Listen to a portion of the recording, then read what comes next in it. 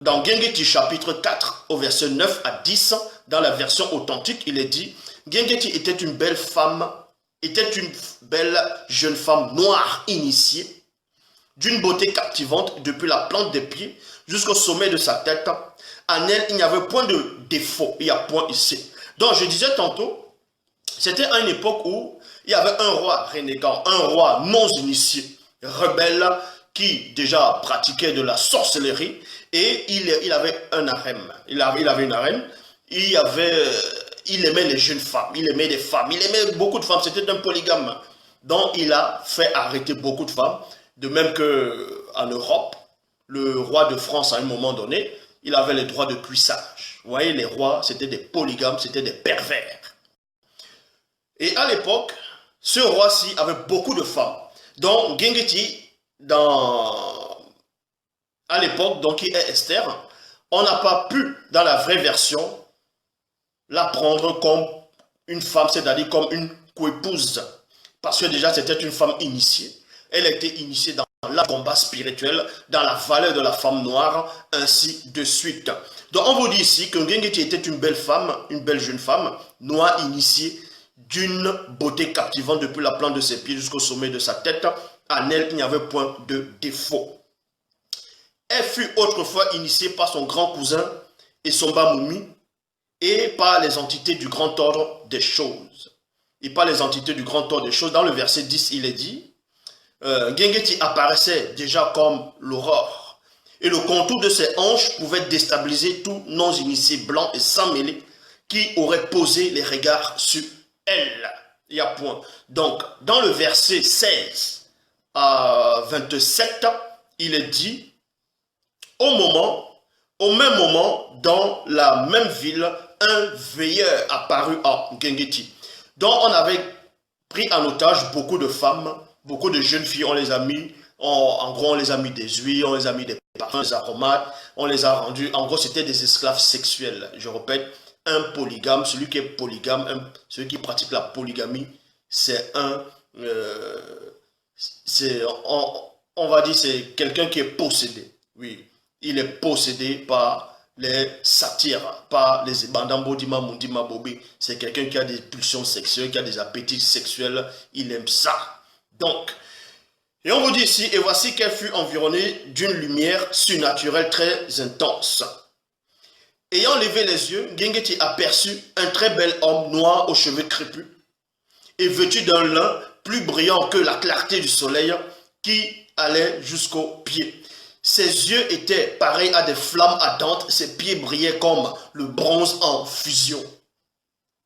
Il portait une longue ceinture semblable à une pierre précieuse qui lui entourait la taille. Dont un personnage très intriguant, c'était un veilleur, c'était un esprit qui est apparu à cette jeune fille, à cette jeune femme connue sous le nom d'Esther, donc un Gengeti, donc qui veut dire l'étoile, a apparu pour lui confier une mission.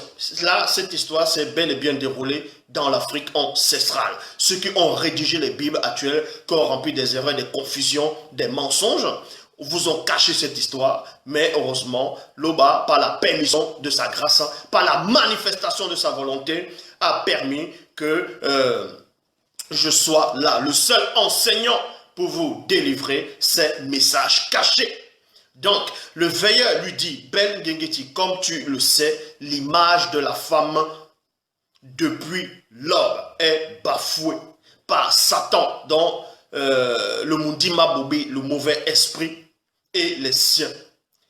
Ainsi, tu as été désigné afin d'éclairer le chemin de la femme noire, assise au milieu de l'obscurité. Il y a virgule, et c'est pourquoi tu portes le nom de Gengeti. Car les seuls initiés au milieu des hommes connaissent véritablement le secret et l'importance spirituelle et physique de la femme noire dans le plan visible.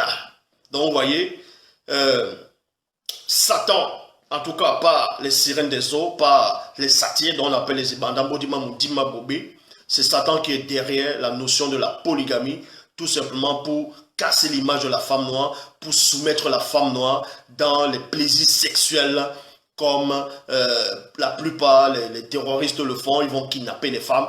Quand vous lisez les Bibles actuelles classiques dans ce que vous appelez Ancien Testament, on vous dit que le faux Dieu, ce Dieu-là, donc est Yahvé Adonai Elohim, l'éternel Jéhovah, dont j'ai donné l'identité, je vous ai montré qui était réellement ce Dieu-là, qui est en gros ce personnage, autorisait aux enfants d'Israël, quand ils allaient en guerre, dans les butins de guerre, si pendant qu'ils vont en guerre, ils vont trouver une femme qui les plaît physiquement, ils peuvent prendre cette femme-là, donc ils pouvaient prendre autant de femmes qu'ils voulaient. Donc, le Dieu des faux juifs autorisait la polygamie parce qu'eux-mêmes, ce sont des pervers.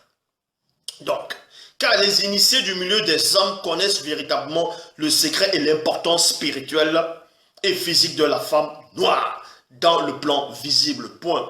Vous voyez actuellement, quand un homme va aller avec plusieurs femmes, lui, ce sont ses conquêtes. On va dire, ah, il est trop fort. Bon, pour certains doigts là, ils vont dire, ah, Wendy Bolo, nous, Wendy Bolo.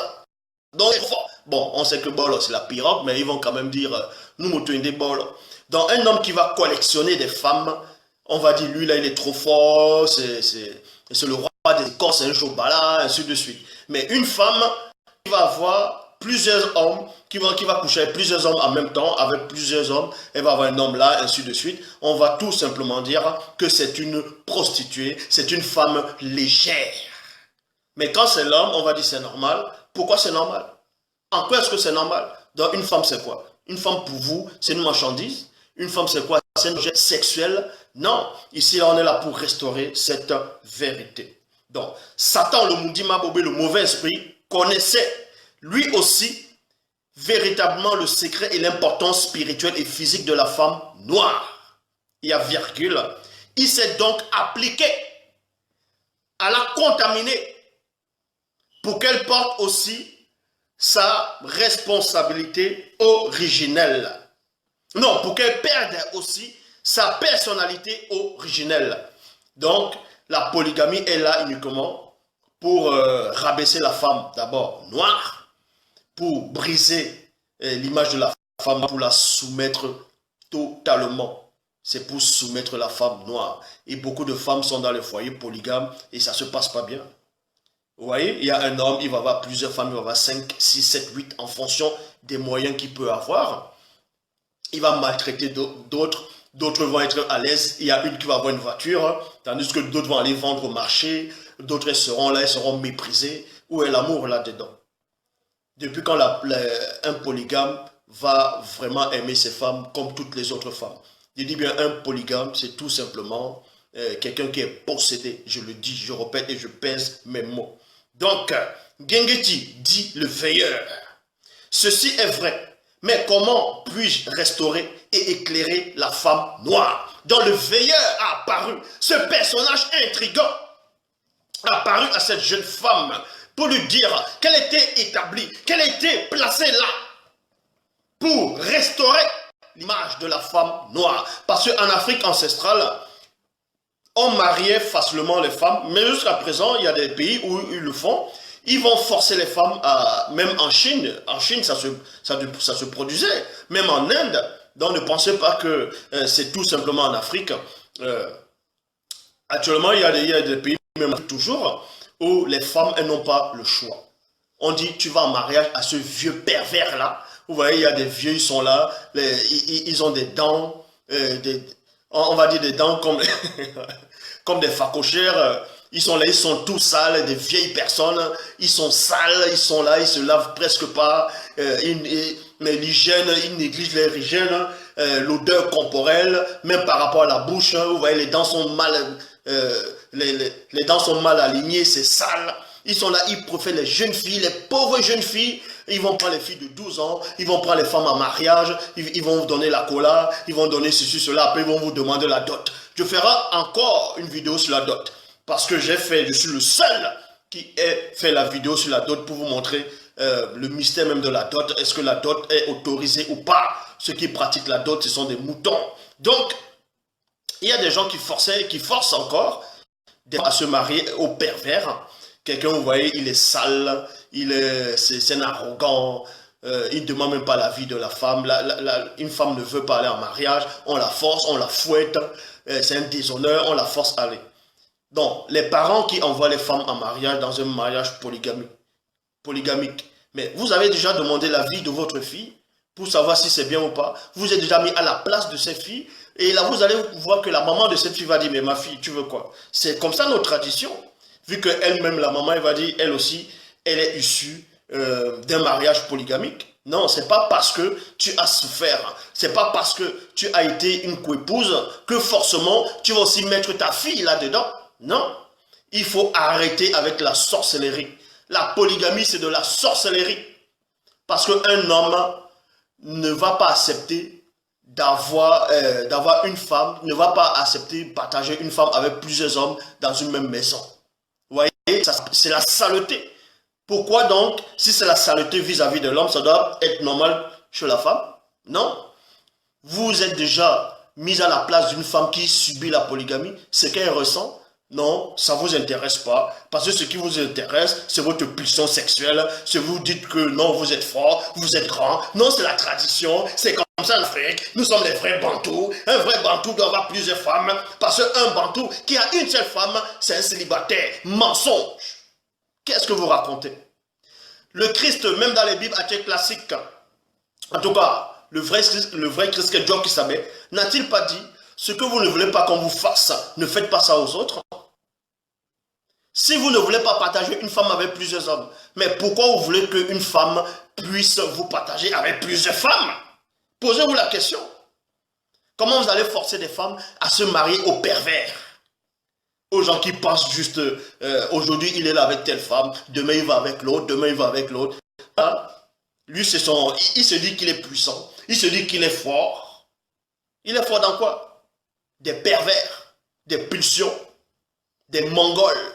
Donc on vous dit ici, Ngengeti dit au veilleur, ceci est vrai, mais comment puis-je restaurer et éclairer la femme noire? Le veilleur répondit en Ngengeti, donc qui est Esther, tu devras plutôt combattre les Ibandambodima Mundima Bobi, c'est-à-dire les démons, les satyres les démons en forme de bouc qui se sont introduits dans la ville afin d'abuser des femmes retenues dans le harem du roi corrompu.